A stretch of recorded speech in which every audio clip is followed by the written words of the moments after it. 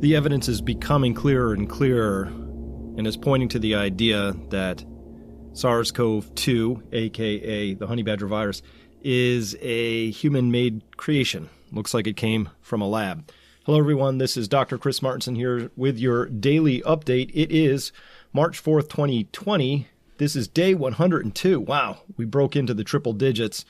And I'm titling this one Lying Virologist and Self-Inflicted Wounds because I'm a little worried that it looks like this was a lab creation, and I'm going to get into some of the data behind that. We did a little of that on Friday. What was that? May 1st. But here we are. We're going to just finish up with a couple of pieces I didn't quite get to. So if you're a journalist who's investigating this, you're really going to want to listen in closely because I'm going to tell you the questions, or even just the question, that you should be asking to get to the bottom of this.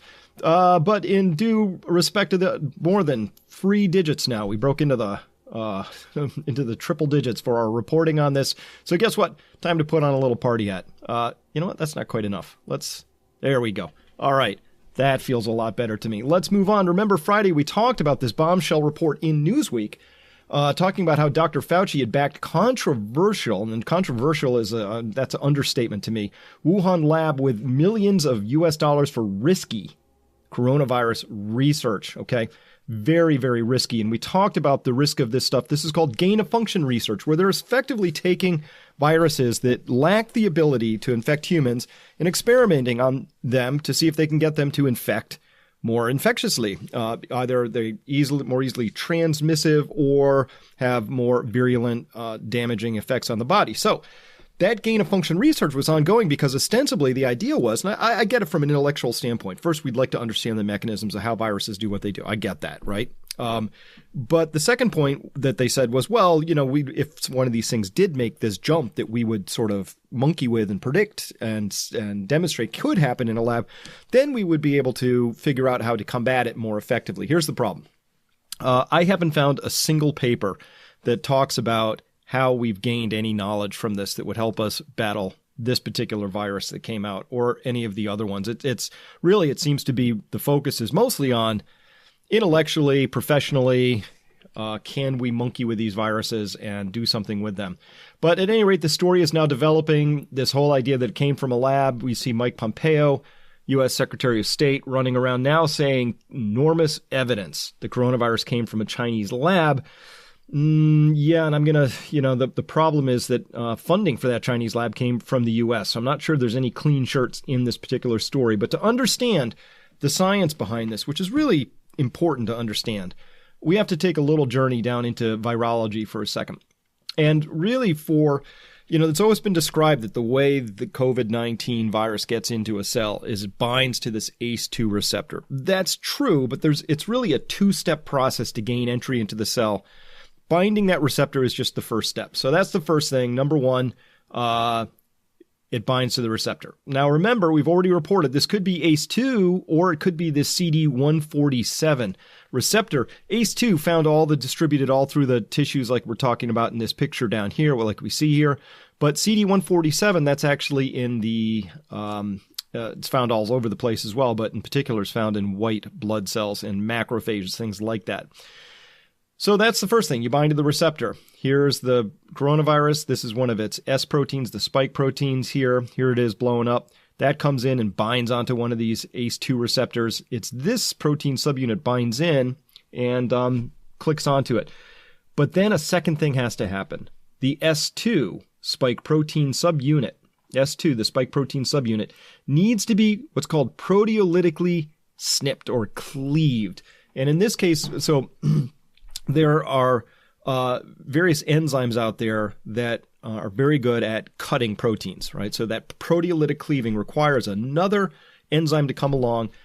In this case, plasmin, they're looking at here. Plasmin, its normal job is to take fibrin in a clot and cut it up so that clot can dissolve. And when it cuts the fibrin, you get these other things called D-dimers, which you've heard me talking about as part of the clotting process. When they see really elevated D-dimer levels in people who have COVID-19, they say, oh my gosh, these people are in very bad shape. Once the D-dimer levels get up to a certain level, it means there's been lots of clotting, lots of cutting of those clots. But the other thing that plasmin can do now is it can actually cut, make that snip in the S2 protein subunit of the spike protein, and that allows the RNA to fuse with the cell membrane so it can get into the cell. If that SNP doesn't happen, this thing will bind to the receptor, but then it can't get into the cell. So that clip, that proteolytic cut right there, really, really important. And plasmin is one of the things that could do the job. It is one of the protein enzymes out there, but there are many of them. And in fact, we need to talk now about something called furin, which is another one of these. It's a protein cutting protein. It's an enzyme that goes out and snips proteins, and its name is furin.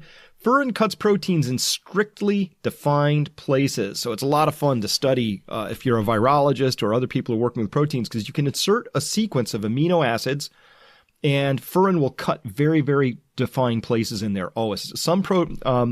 Some of these proteolytic enzymes, they go out and they cut all over the place. But furin's very, very strict in what it does. And it cuts after this sequence, RXXR, and that is arginine. The R stands for arginine. That's an amino acid. XX, that could be any amino acid, and then another arginine. So if you see this pattern, RXXR, then that's a sequence that furin is going to come along and make a cut there.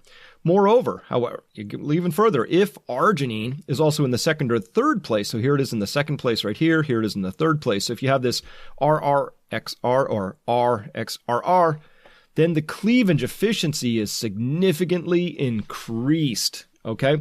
And why is this important? Well, this is the smoking gun in this whole SARS-CoV-2 story here right now. This is the one thing that we need to focus on, the one thing only if we're going to be chasing this down. So this person, by the way, in this medium.com article by Yuri Dagan here, super, I'm going to be drawing on a lot. It's just a fantastic, amazing article that just lays out study after study, piece of data after piece of data, and explains it all in very simple, beautiful terms. So Yuri wrote here, therefore, the appearance of a new furin cleavage site, which was noticed in SARS-CoV-2, there's a brand new site, was noticed immediately, as none of the closest or even distant relatives of SARS-CoV-2 have such a site. Those coronaviruses that do only share 40% of their genome with CoV-2. So one of the things we're trying to do here when you're trying to figure out, hey, was this natural? Was it man-made? Where did it come from? You always have to go with the sequence, how close the sequence of this particular virus is compared to its closest relatives. In an ideal situation, if it did come from nature, we would find a natural virus that has exactly the same sequence as the one that was found in patient 0. Now, remember, patient 0 probably was in China and probably was there probably November or maybe October, but sometime back there. And that was the first exposure, that patient 0. After that, the virus begins to mutate a little bit. And these are little tiny single nucleotide polymorphisms, the SNPs. We talked about those, right? So over time, it will start to mutate a little bit. Most of those mutations mean nothing. They confer nothing new to the virus except it has a slightly different sequence from the one that came before it. And this is how they're able to track who got it from who, where, when, and all of that stuff, right? So that's why in a perfect world, if this particular virus did come out of the natural world, in that perfect world, we would know patient 0, and we would also have a natural reservoir, and we would say, hey, look, those are identical. Those are the same sequences. And then the case would be closed. All right, it was found that all spike with a SARS-CoV-2 spike sequence homology greater than 40% did not have a furin cleavage site. So this is including this BAT-CoV, the rat TG13, and SARS Classic here, with sequence identity as 97.4% rat TG13. That is the closest one. SARS-CoV 78.6% homology sequence identity there in the spike proteins. But they found this furin cleavage site RRAR in SARS-CoV-2. That's RRAR. That A, you can think of that as an X, because that's this right here, RRXR, right there, okay? So a cleavage efficiency is significantly increased. And remember, you need to cleave before you can actually infect. Two-stage infection process. Step 1, bind to the receptor. Step 2, get cleaved in a specific spot on your protein subunit, allowing this conformational change take place, and then next thing you know, the viral RNA can gain entry into the cell because of that fusion process. All right, the furin cleavage site RRAR in SARS-CoV-2 is unique in its family. That's an important sentence right there, is unique in its family. Rendering by its unique insert of PRRA, the furin cleavage site of SARS-CoV-2 is unlikely to have evolved from MERS, HCOV, HKU1, and so on. From the currently available sequences and databases, it is difficult for us to find the source. And here the scientists are saying, perhaps there are still many evolutionary intermediate sequences waiting to be discovered, which, let me decode that sentence for you. They're throwing their hands up going, there has to be some magic that happens between the closest relative we know about to SARS-CoV-2 and SARS-CoV-2 itself. There's some magic that happens between there and there. All right, so this is interesting because now we're going to tie all this together and then get back into the sleuthing a little bit. Because what's interesting, we looked at those clinical risk factors and the clinical observations that said, wow, all these people with, right here, hypertension, with diabetes, people with coronary heart disease, cerebrovascular illness, chronic obstructive pulmonary disease, kidney dysfunction, these people all have worse clinical outcomes when infected with SARS-CoV-2 for unknown reasons. And by the way, they could have also put obesity in here, and that ties into this story very, very tightly too. The purpose of this review is to summarize the evidence for the existence of elevated plasmin in COVID-19 patients. So plasmin is one of those proteolytic enzymes that comes out and clips proteins, right? We talked about that, and it clips fibrin and creates those D-dimers. All right. Plasmin and other proteases may cleave a newly inserted furin site in the S protein of SARS-CoV-2 extracellularly, which increases its infectivity and virulence. Hyperfibrinolysis associated with plasmin leads to elevated D-dimer in severe patients.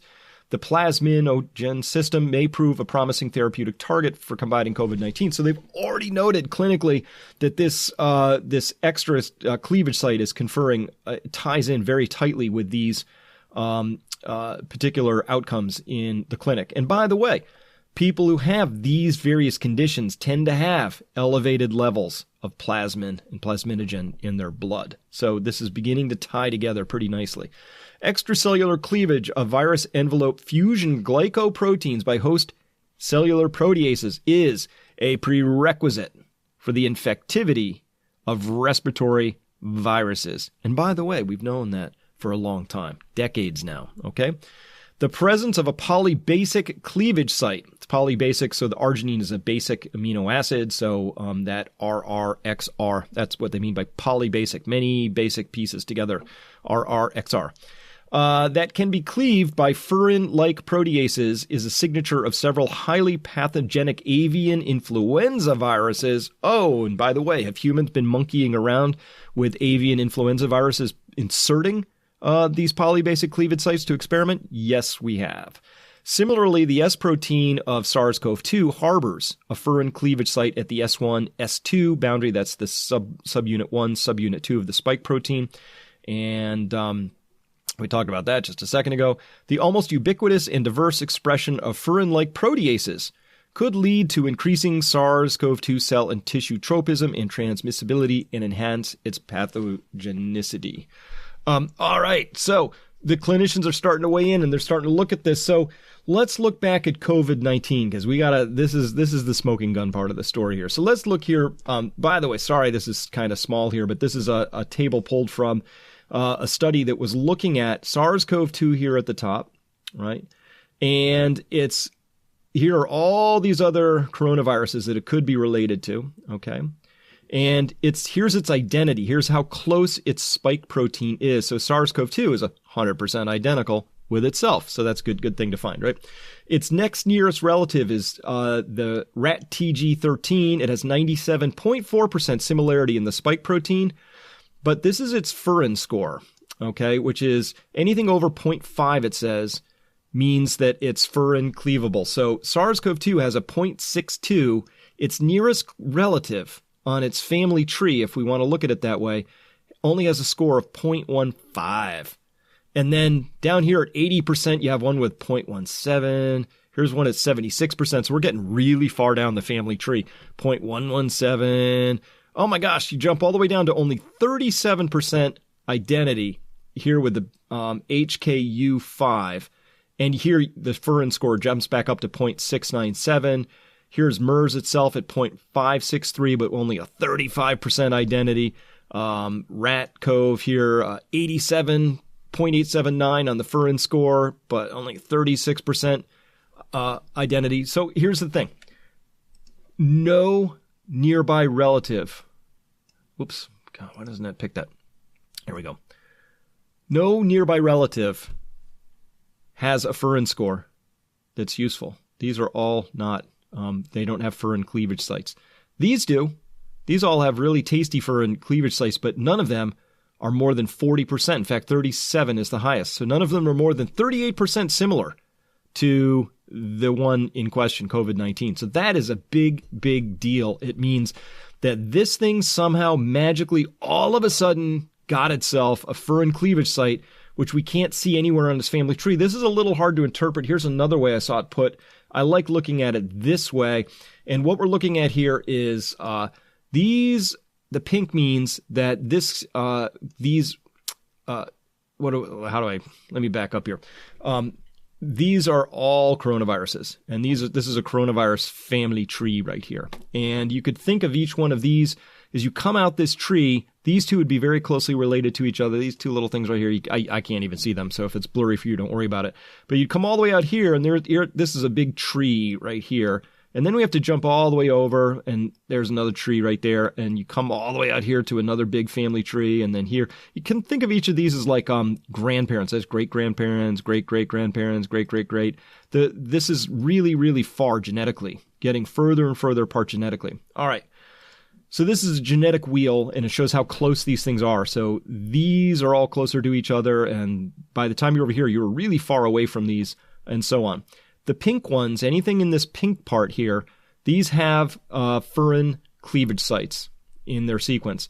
And the ones in yellow have no Furin cleavage sites anywhere in their sequence, okay? And here's the punchline to this. This is SARS-CoV-2 right here, and here it is with its own little tiny wedge way out in the middle of a whole lot of yellow. It doesn't have anybody related to it anywhere close in its family tree that has this Furin-specific cleavage site. It's just parked all out there all by itself, and you have to go back many generations, many generations. You have to come all the way back to here to come down this spoke of the wheel in order to find anything close to it. So that's quite an oddity. Normally, the way these things would go is that you would find that everybody's pretty closely related, and if you wanted to see how this got its Furin cleavage site, you would just trace back and you would come back down another one. Like you could do that here, like up and down like that, right? We're still in the pink part of this wheel. So at any rate, real mystery just presented by these people like, yeah, look, there it is, lurking all by itself way out there, SARS-CoV-2. And let's see, where do I want to go with this next? Yeah, okay, I guess we'll go this way. Yeah, we'll do this. All right, so this is comparing the actual genetic sequences. Here's the rat TG, not that one. Let's get the other one out. Rat TG13. Here's SARS-CoV-2, right? And here's pangolin, the M789. That's one of the closest relatives. So you've heard big prominent virologists, Michael Osterholm and all these people who were in that Nature paper. I'm going to pull back up again, all saying, looks like it came out of a bat, but maybe it had some time in a pangolin. One thing I want to have you look at here is just how close these all are, except here's that PRRA sequence right here. And it exists in SARS-CoV-2, but it's not just, this isn't a mutation. It is completely missing. That's what these dots mean. It's completely missing. So now we have to talk about something that's really important that is part of this smoking gun story. The difference between a mutation and an insert. So this is the genetic string of RNA going along, and this is actually from the pangolin right here that I pulled out. And this is a mutation right here, where instead of a T, there's a G here. And because of that, you will get a different amino acid. Why does this pick so badly? There. Because of this, you will get a different amino acid out of this. So these are read in threes. So this is the way cellular machinery works. These 3 RNA chunks will be read by a ribosome. It'll come along. It'll look at all 3 of those together, CAA, and it'll give you an amino acid because CAA confers a specific amino acid. And here's another one. ACT is another 3-letter combo that gives and codes for a very specific amino acid. It reads along. AAT gives you another one. TCA and all of that. And so we're just going along like this. They're exactly identical, right? They're exactly identical here in this sequence right here. I'm reading this sequence right here until you get here. And then all of a sudden this G is different from that T right there. Okay. So that T and that G are different, and that's what an insert is. These mutations, what a mutation is. These mutations are fairly common. They happen pretty often. What doesn't happen all that often is you get this giant insert where there are 12 new base pairs in here, nucleotides in here, not base pairs. Sorry, I get my DNA mixed up. This is a single-stranded RNA. So this is just 12 nucleotides. CCT, GCC, CGG, CGA. That gives us our PRRA. This sequence right here gives us that polybasic furin cleavage site. All right. And here's what's interesting. Remember we talked about, and again, this is a note to journalists. You just want to remember this PRRA. You just want to get this. We talked about this article. It came out here, the proximal origin of SARS-CoV-2. We had Robert Gary in here. We had Lipkin. We had Anderson here. And they came out with this, big giant study that came out in Nature or a letter that they wrote in.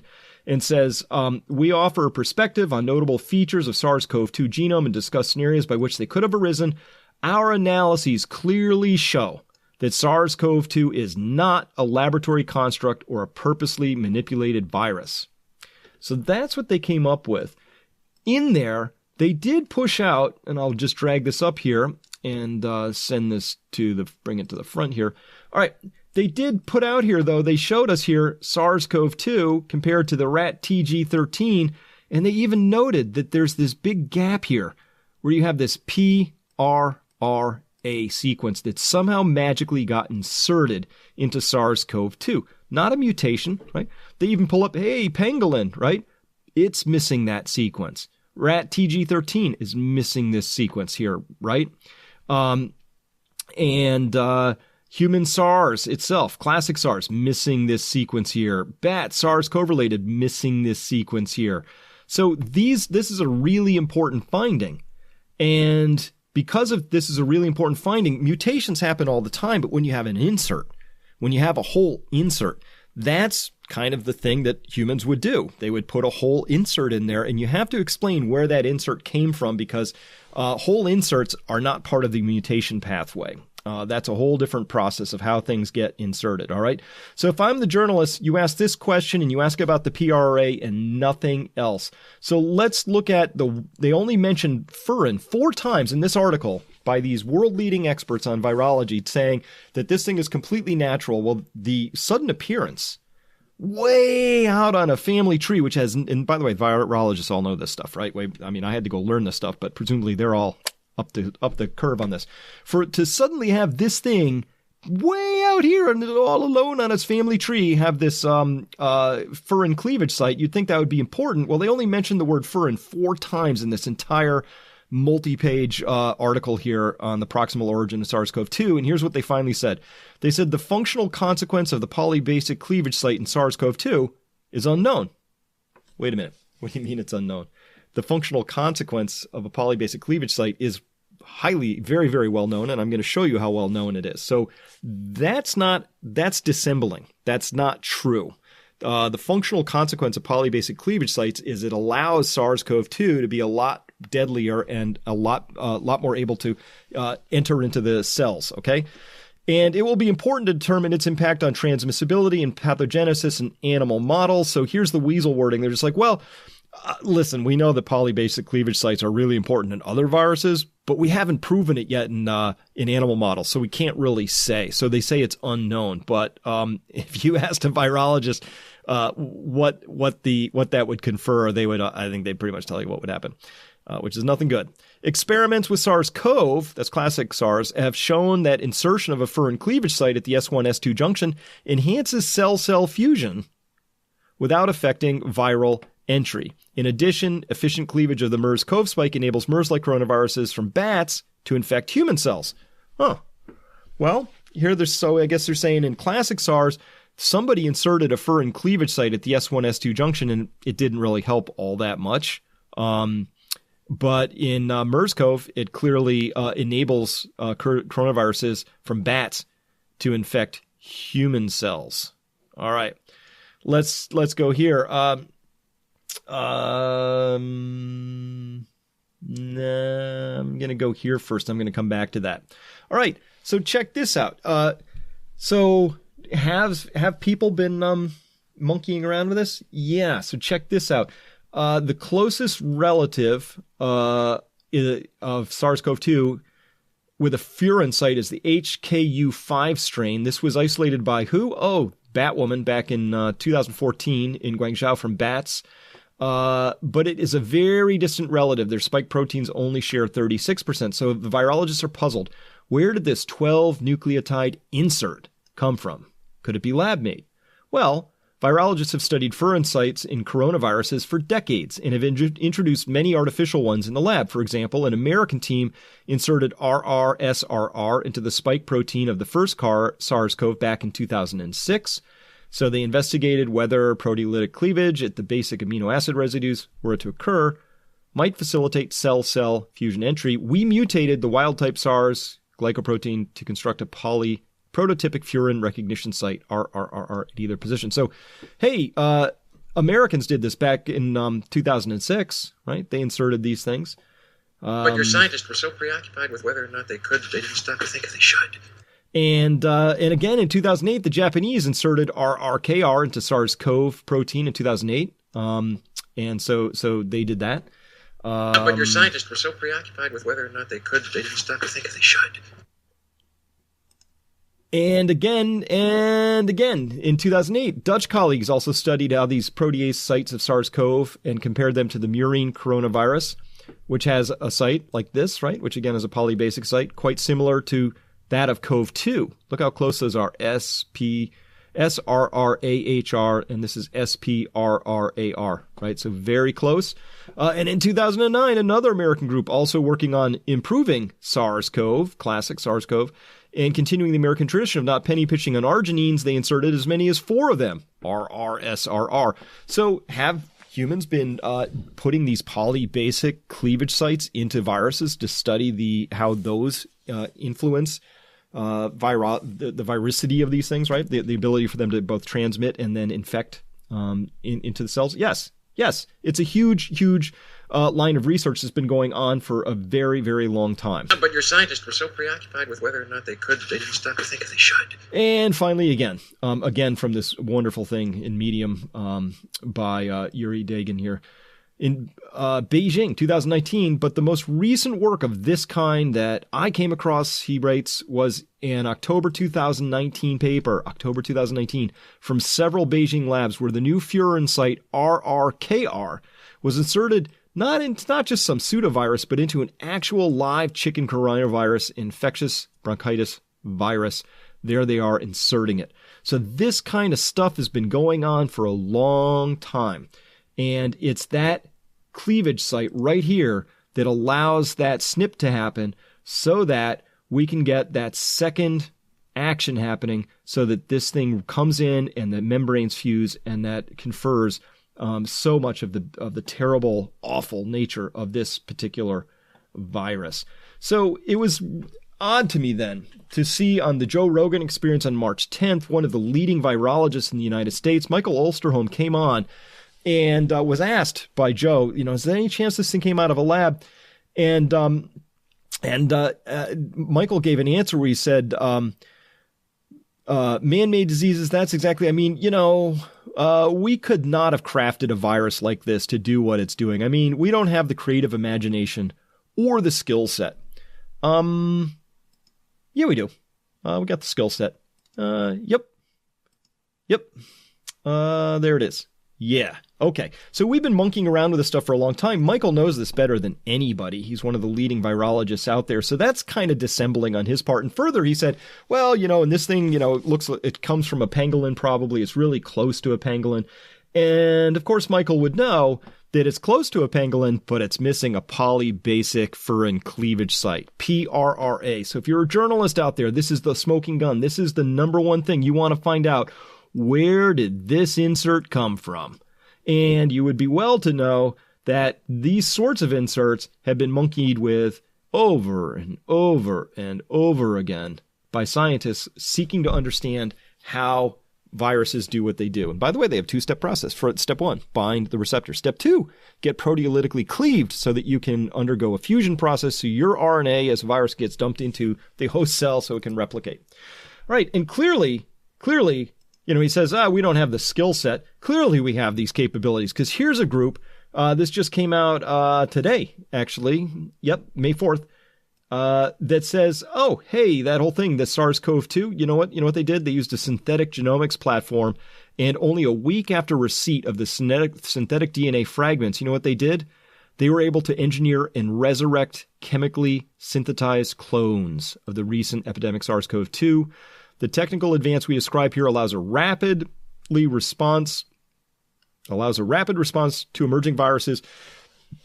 I'm going to edit for them here, as it enables the generation and functional characterization of evolving RNA virus variants in real time during an outbreak. So they were able to, using an artificial yeast model, they were able to generate infectious RNA to rescue viable virus. They rebuilt the virus out of fragments.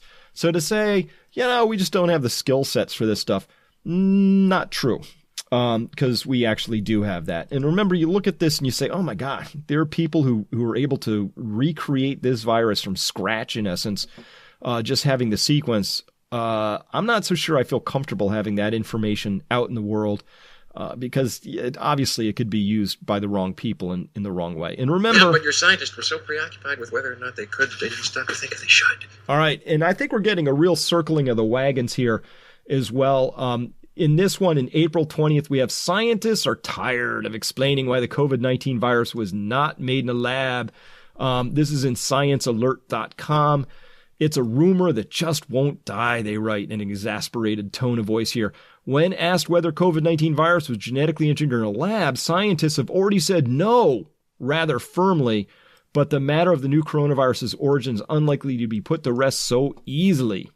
Back in late March, we covered a study published in Nature Medicine in which the researchers investigated the genomic data of SARS-CoV-2, particularly the receptor binding domain sections of the virus, to try and discover how it mutated into the virulent and deadly version we're currently struggling to contain. Well, that's easy. It's got a polybasic furin cleavage site added to it. That's how it's so bad.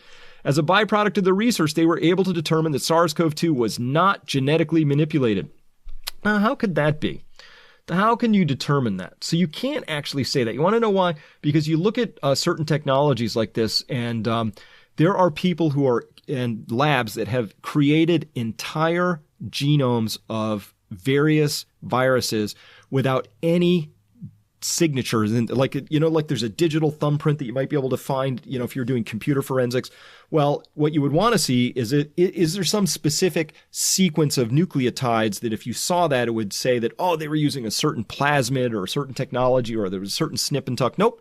They have fully 100% recreated. Some labs have been able to fully recreate viruses with no alterations, just 100% the genome that you see without any telltale fingerprints going on in there. So you cannot actually determine it was not genetically manipulated just by looking at the genome.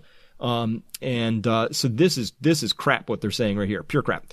By comparing the available genome sequence data for known coronavirus strains, we can firmly determine that SARS-CoV-2 originated through natural processes. One of the researchers, immunist Christian Anderson.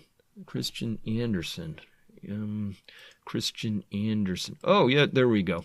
So you write the paper that proves that proves that this thing came from a natural origin, and then later you get quoted and you say you quote yourself, I guess.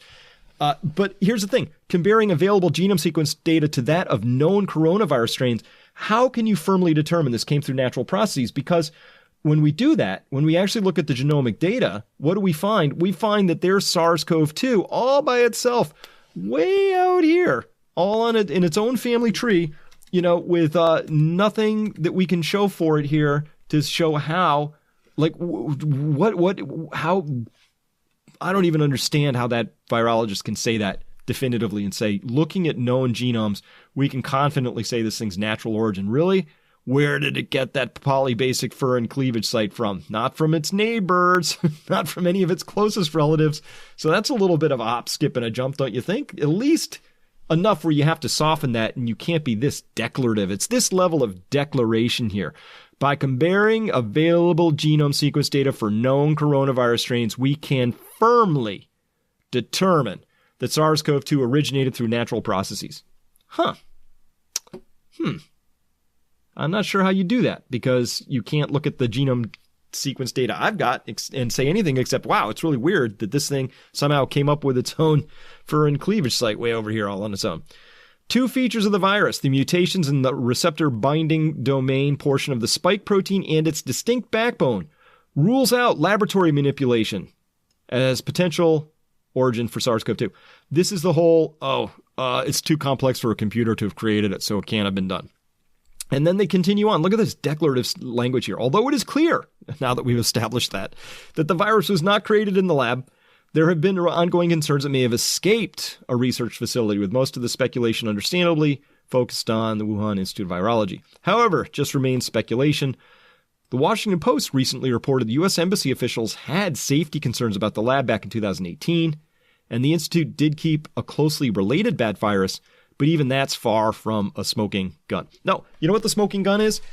PRRA. It's that polybasic furin cleavage site, which somehow came out of nowhere on the family tree and was just parked in there. And oh, by the way, just happens to be the place that all these gain-of-function virologists monkey with all the time, because it's a well-known fact for both many of the influenza viruses as well as the coronaviruses that you need to have that site. And if you can put that site in just the right spot in the spike protein, especially the S2, that you give, and you confer massive gain of function on that particular virus. So I would say, even though I'm not a world-leading virologist, that I can't look at this wheel and say that there's any case to be made for the genetic sequence of this supporting the idea that it has a close relative that we can look at where it got that polybasic furin cleavage site. And again, this is an insert, not a mutation. If it was a simple case of, 2 or 3 mutations and we got here and this one was close, all right, I could buy that.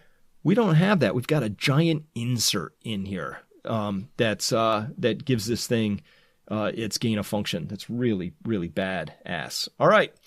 Conclusions for today. The press needs to ask one question only. Don't be distracted by all of this complicated, we've run huge computational simulations. Oh my gosh, our genetic blah, blah, blah. No, here's your question. You ready for this, journalist? How did that polybasic furin cleavage site, PRRA, get into COVID-19? Full stop. As soon as you answer that, effectively, we can move on to the next set of questions I've got, but that's it. Let's just start, if we could just focus on that. How did that cleavage site get into COVID-19, right? That's the important question. And I'm super disappointed with the dissembling, and I think what even amounts to overt lying and cover your A behavior, CYA behavior, of what appears to be a significant portion of the U.S. virology community. And just to I skipped over. Let me go back to this. This is Francis Collins, director of National Institute of Health, right? March 26th. Look at this stuff. No matter where you go online these days, there's bound to be discussion of coronavirus disease. Some folks are even making outrageous claims that the new coronavirus causing the pandemic was engineered in a lab and deliberately released to make people sick. Well, he made a jump there I wouldn't have made. I don't know if it was deliberately released or not. Beats me. So, let's not conflate those two things. So I think that's some sophistry right there. It's like, oh, you believe it was engineered, then you also must believe it was deliberately released. No, back up. Separate concepts. This one requires speculation as to intent. This one, engineered, just requires us to look at the available data and ask some questions from which we can deduce certain things. So let's not put those two together. A new study debunks such claims by providing scientific evidence that this novel coronavirus arose naturally. I wonder what study that could be. The reassuring findings are the result of genomic analysis conducted by an international research team, partly supported by NIH. Oh, there's the conflict right there.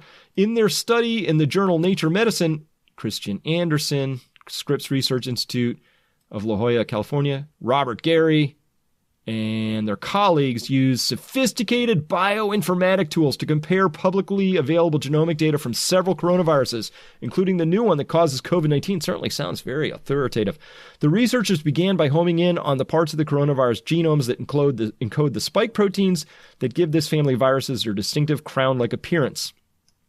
All coronaviruses rely on these spike proteins to infect other cells, but blah, blah, blah, blah, blah. Look at this. So here's the director of the NIH coming out and citing this same study here, the one that just skipped right over PRRA, gave it a little bit of short shrift over here, and then just wandered off into its conclusion territory, which was, this thing is guaranteed came from a natural setting. It was not purposely manipulated. You can't actually deduce that from the genomic sequence because, again, there are ways to take the genomic sequence of viruses and completely manufacture them from scratch and not leave a single fingerprint. So you can't actually look at the genetic sequence and say squat about it, as far as I understand it. All right. So this dissembling, overt lying CYA behavior, of these people, I would feel better if these virologists in the United States would say something more honest, like, hey, this looks really bad. I'm a little bit worried. I got to be honest. My whole career, my reputation, my paycheck are all kind of dependent on this research continuing. And listen, here's what we know for sure, and here's what we don't know for sure.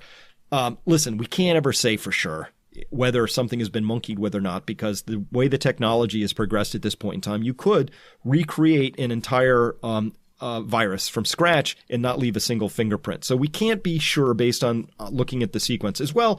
Secondarily, when we look at this, we admit there's a big jump there. How this got this 12 nucleotide insert in there, which conferred magically a polybasic Furin cleavage site. That's a mystery too. What would really be best is if we could go out and find a natural virus that actually mirrors this one perfectly, or close enough that we could say we got there. And by the way, everything that's kind of close, the rat TG13, the pangolin, everything we can find that's sort of close, none of them have that Furin cleavage site. The kinds we've been monkeying with as gain-of-function researchers all these years. I know it looks bad, but here's why I happen to think that this is actually natural, right? Okay, that would be great. So I don't want to cast aspersions on the entire virology community. I'm saying at least those who have been monkeying with gain-of-function research, they seem to be the ones who are most interested in coming out and muddying the waters right now. And by the way, both the U.S. and China up to their virologist eyeballs in this story. And again, not virologists, the gain-of-function virologist eyeballs. Let's just be clear. That seems to be a fairly small club that were involved in this stuff at this point. And by the way, these sorts of studies should never have been done. The things we could have learned from them was tiny compared to the amount of damage that could be done by this. And if this turns out to have been a gain-of-function research experiment that went bad, whether it was released deliberately, accidentally, unintentionally, intentionally, it doesn't matter. It happened. And if that's the case and that's the story, there's a lot that has to be answered for, because this has been one of the most destructive economic events of anybody's lifetime. And that should have been a foreseen consequence. Somebody should have been asking that question. Hey, what if one of these things got out? And the fact that they didn't ask that question or answer it appropriately, and meaning they still decide to go ahead with it, however you look at it, this is now out of the bag. So that's as far as I'm going to go with this story, I think. I don't have to go much further than that. To me, this is the one thing I would focus on. I wouldn't get PRRA. I wouldn't get too wrapped up in anything else about this at this point in time. And until that question is answered, I'm going to have to fall very heavily on the side of believing that this was an intentional insertion of a polybasic Furin cleavage site in order to explore and unravel the mysteries of how a virus penetrates a cell. I think it was a gain-of-function research experiment that was both successful and then unsuccessful because of what happened next. So that's all I've got on that for today. Remember, plant a garden. I just don't think we're getting out of the woods on this particular virus anytime soon. It's got a lot of tricks up its sleeve, and the problem is that particular furin cleavage site that it has, one of the reasons it's so badass, is because there are both intracellular, meaning inside the cell, and extracellular, out in the bloodstream and in the lymphatic tissues. There are proteases existing both inside and outside of cells that can help activate this virus. So that means that it's really, really particularly good at infecting people and getting inside our cells and doing a lot of damage. And by the way, with both ACE2 and CD147 receptors, it has a lot of different places that it can attack inside the body. That's what makes it particularly bad. And that's why we shouldn't have been monkeying around with these sorts of viruses in this particular way. Very bad idea. And unfortunately, we're going to have to live with the consequences of that if the story, as I've laid it out, turns out to be true. All right. Thank you for listening. And we'll be back tomorrow. Bye. Hi, folks. Adam Taggart, co-founder of Peak Prosperity, here with good news. In his daily videos, Chris often refers to the book that he and I wrote, Prosper: How to Prepare for the Future and Create a World Worth Inheriting. It presents a practical model for living with greater resilience, and those who read it and followed its advice were much better prepared for the coronavirus outbreak than the average household. Given its heightened relevance to the turbulent times we now find ourselves in, Chris and I want everyone to benefit from this book's formula for better, more secure living. So we're giving the book to you for free. To get your copy, simply visit peakprosperity.com/freebook. We think you'll find this an extremely valuable and inspiring resource for the current COVID-19 outbreak and for being well positioned for any kind of crisis that comes our way in the future. Thanks for listening, and happy reading.